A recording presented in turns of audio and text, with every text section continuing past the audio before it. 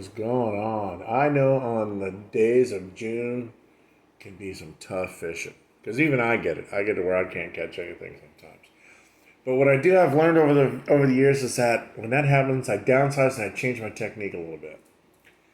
I love throwing a sinker. Ain't nothing worse. I mean, better than throwing a worse. I said worse than that. Nothing better than throwing a stick bait. I prefer the trick worm myself over the Cinco. I think because everybody fishes the Cinco and they get used to them. I mean, I hate to say it, but they see a Cinco, they know what that is. And they know not anything good that every time they've been caught on it comes out of it. They'll still eat them, but sometimes you throw something out there they're not used to seeing and it will catch more fish. And that's what this rig is. This rig here is less than $5. You've got your bullet weights. I do fish these on weights because I'm fishing a little bit deeper than a couple feet of water. I'm fishing normally 3 to 15 feet of water. I need a little bit of weight to get it down. It gets it to sink, gets it to where I want. You still get the hits. You can peg it or not peg it. Now I peg it when I want it to fall fast. When I want it to fall a little slower, I don't peg it. So the weight goes down a little faster, the worm falls it down a little slower. And sometimes that's what they want. Sometimes they want that fast fall. You can get down in the weeds that way. But I also use a kale hook. I was using the Gamakatsu hooks that I was finding.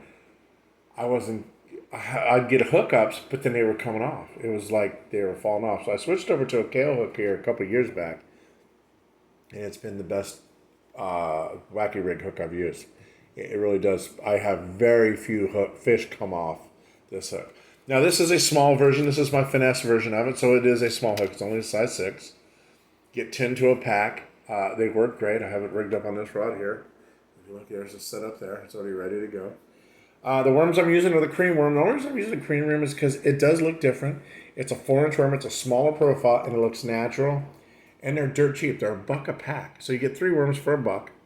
Yeah, that's cheaper than anywhere else you get. Because even if you buy 4 packs for $4, you're still getting 12 worms. And that's a deal no matter what you're looking at, unless you're doing Zoom trick worms.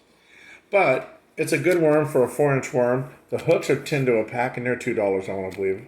And these 1/16 ounce weights come to, I think, a 15 pack. Yeah, I think they come 15 to a pack, and they were $1.90 something. So under $5, you've got a rig here that catches a lot of fish, and it does. You hook it through like you do any normal Wacky rig. You put it right through the center of the knob there, and it catches fish. It really does. It's a beast when it comes to catching fish.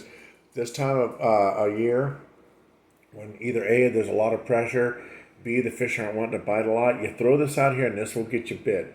Now, like I said, this is my Finesse, but someone would say this would be an ultralight setup. It's not for me. My heavy weights are, 12 to 15 pound tests. So if I go down to 6 and 8, that's just lightweight for me. I fish basically the same size rods, anywhere from a 6 to a 7-foot rod. So same setup works. I do it on a 7-foot. I do use a bigger hook. I do have other kale hooks that are a little bigger. Still use the same weight though. If I switch to a bigger worm, like a 6-inch trick worm, I just have a different size hook. When I'm doing 4-inch though, and 3-inch worms, this is the hook I use right here. And it sticks them and it gets them. It works well. So if you're looking to try something out different, that'll hopefully get you, some fish during these tough times, choose a rig like this. Go with a worm they're not going to see a lot. The cream worm is a good one. You can use a robo worm. You can use a trick worm. You can get a small worm. You can do a fluke if you can find small flukes.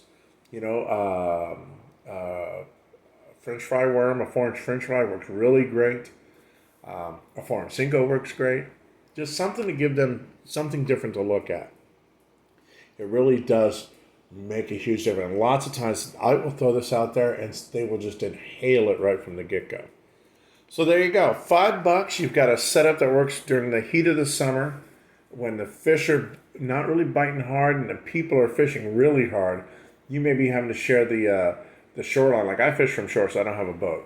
So I may have to go down a shoreline that someone's already fished heavy. So they may have thrown a Texas rig Cinco all the way down and didn't get anything or caught 2. I got to follow it up and find something that they're going to want to eat after seeing that. This will usually do it. And it's like I said, it's a good setup. So if you haven't tried it, great Finesse setup. Peg the weight with a toothpick or rubber band, however you want to do it, bob or stop. I use all 3. So It works whatever I have in the car at the time. I carry a box of toothpicks now, so I just snap one off in there from the backside, and it does well. So give it a shot. 4-inch worm, lighter hook, and some weight on it, and it's a dynamite bait to get you some bass here in June when when the fishing's a little tough. Fish got a little bit of a lockjaw, and the fishing pressure's high. That's really what it comes down to. Sometimes you just change it up, and it will cause the bass to want to eat it. So, but there you go. Let me know what you think. I'll see you out on the water.